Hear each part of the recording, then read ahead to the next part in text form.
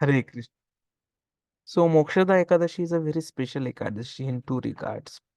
One, it is the auspicious day on which Lord Shri Krishna spoke Bhagavad Gita to Arjuna on the battlefield of Kurukshetra, which is a place which is now known as Jyotish Tirtha.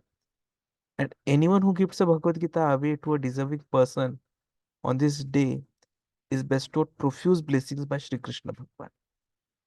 And then there is a ancient history of Mokshada Ekadashi, which we come to know from the Brahmanda Purana. So it is stated there that Yudhishthira Maharaj said, O Krishna, master of all, O delight of the three worlds, O Lord of the entire universe, O creator of the world, O oldest personality, O best of all living beings, I offer my respectful obeisances unto you, O Lord of lords, for the benefit of all living entities. Kindly answer some questions that I have. What is the name of the Ekadashi that occurs during the light fortnight of the month of Margashirs and removes all sins? How does one observe it properly? And which deity is worshipped on that holiest of days? Oh my Lord, please explain this to me in full. Lord Sri Krishna replied, Oh dear Yudhishthir, your inquiry is very auspicious in itself and will bring you fame. Just as I previously explained to you about the dearest Utpanna Mahadvashi, which occurs during the dark part of the month of Margashires, which is the day when Ekadashi Devi appeared from my body to kill the demon Mura, and which benefits everything animate and inanimate in the three worlds. So I shall now relate to you regarding the Ekadashi that occurs during the light part of the month of Margashirs. This Ekadashi is famous as Mokshada Ekadashi because it purifies the faithful devotee of all sinful reactions and bestows liberation upon him.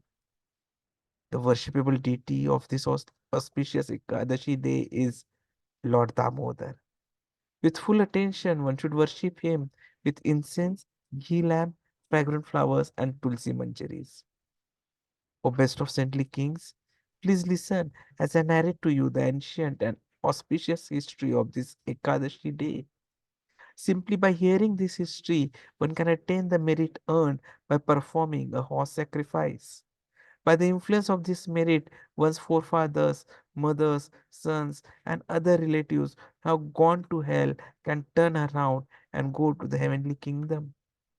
For this reason alone, O king, you should listen with rapt attention to this narration. There once was a beautiful city named Champakanagar, which was decorated with devoted Vaishnavas. There, the best of saintly kings, Maharaj Vaikhanas, ruled over his subjects as if they were his very own dear sons and daughters.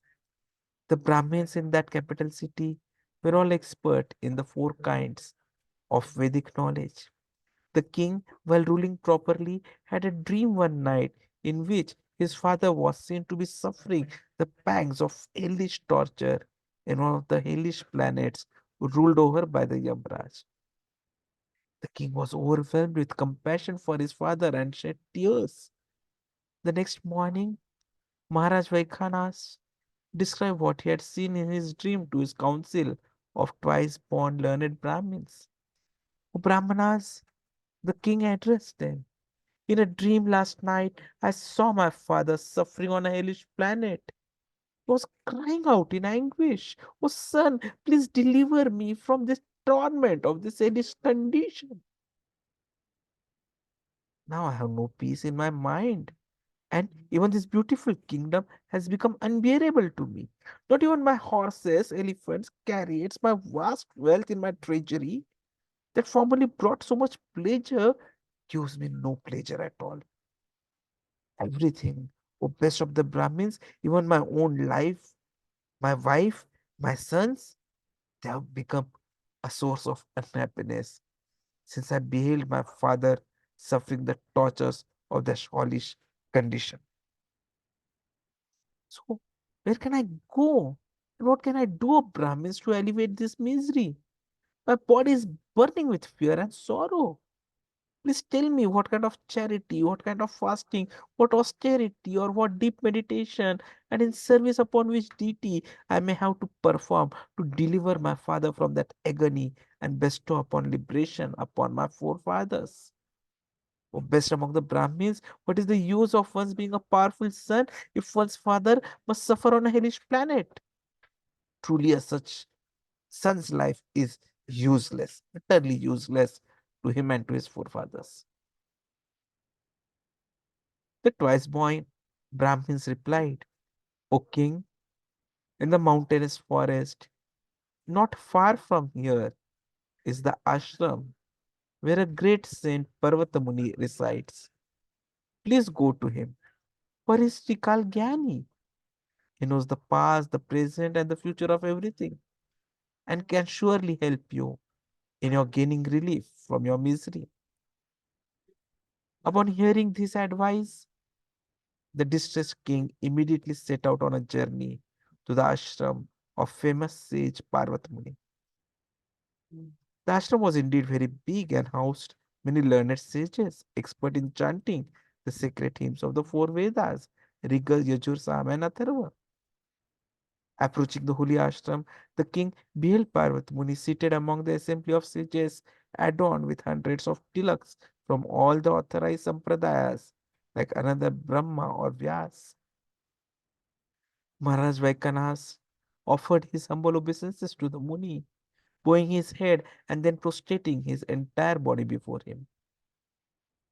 After the king had seated himself among the assembly, Parvat Muni asked him about the welfare of the seven limbs of his extensive kingdom, his ministers, his treasury, military forces, allies, Brahmins, sacrificial offerings performed, and the needs of his subjects. The Muni also asked him if his kingdom was free of troubles and whether everyone was peaceful, happy, and satisfied. To these inquiries, the king replied, By your mercy, O glorious and great sage, all seven limbs of my kingdom are doing very well.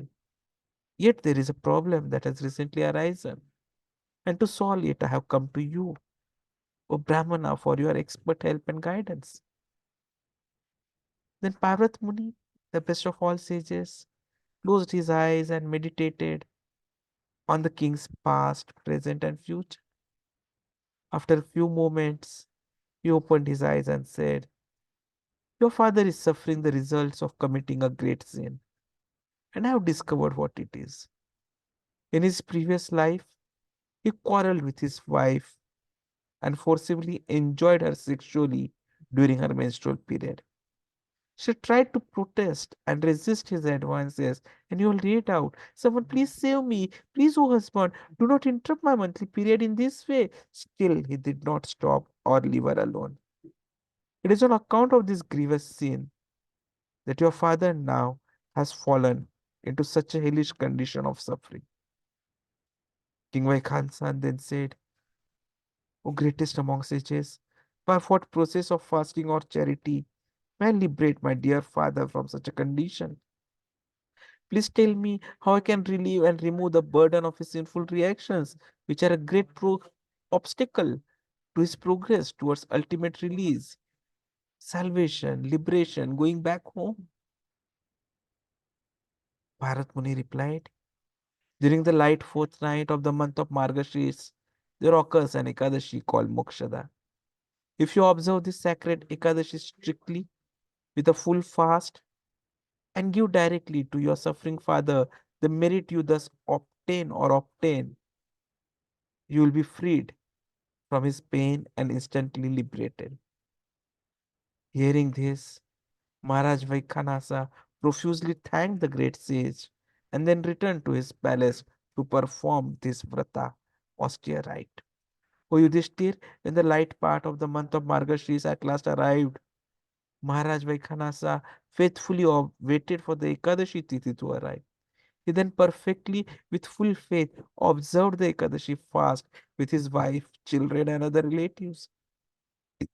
He dutifully gave the merit from this fast to his father, and as he made the offering, beautiful flower petals showered upon from the devas who peered out from behind the clouds in the sky. The king's father was then praised by the messengers of the demigods and escorted to the celestial region. As he passed his son, as he traversed the lower to middle to higher planets, the father said to the king, "My dear son, all auspiciousness unto you." At last, he reached the heavenly realm from where he can again, with his newly acquired merit, perform devotional service to Krishna and in due course return back to home, back to Godhead. O son of Pandu, whosoever strictly observes the sacred Mokshada Ekadashi, following the established rules and regulations, achieves full and perfect liberation after death. There is no better fasting day than this Ekadashi of the light fortnight of the month of Margashish, O Yudhishthir, for it is a crystal clear and sinless day. Whoever faithfully observes this Ekadashi fast, which is like Chintamani is a gem that yields all desires. So this Ekadashi is like a Chintamani, obtains special merit that is very hard to calculate. For this day can elevate one from hellish life to the heavenly planets. And for one who observes Ekadashi for his own spiritual benefit, this elevates one to go back to Godhead, never to return to this material world. Thus end the narration of the glories of Margashish Shukla Ekadashi or Mokshada Ekadashi from the Brahma Puran. Hare Krishna. Thank you very much.